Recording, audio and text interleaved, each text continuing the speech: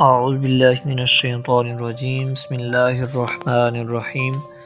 السلام علیکم خواتین و حضرات، امید ہے کہ آپ سب خیر و عافیت سے ہوں گے۔ آج ہم خراب آنکھوں کو تندرست کرنے کے حوالہ سے بہت ہی زبردست وظیفہ لے کر آپ کی خدمت میں حاضر ہوئے ہیں۔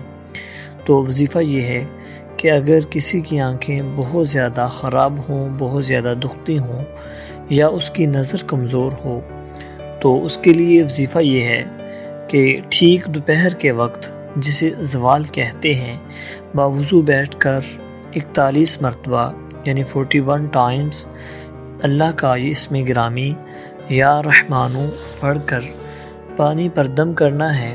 اور جس کی آنکھیں دکھتی ہوں، اس کی نظر کمزور ہو یا ان میں کسی بھی قسم کی کوئی بھی تکلیف ہو، ریڈنس ہو، آنکھیں سرخ ہوں، تو اس کے لیے پانی پہ دم کر کے اس پانی میں سے سلائی تر کر کے دکھتی آنکھوں میں 7 مرتبہ لگا دینی ہے۔ تو 3 دن تک اس عمل کو مسلسل جاری رکھنا ہے۔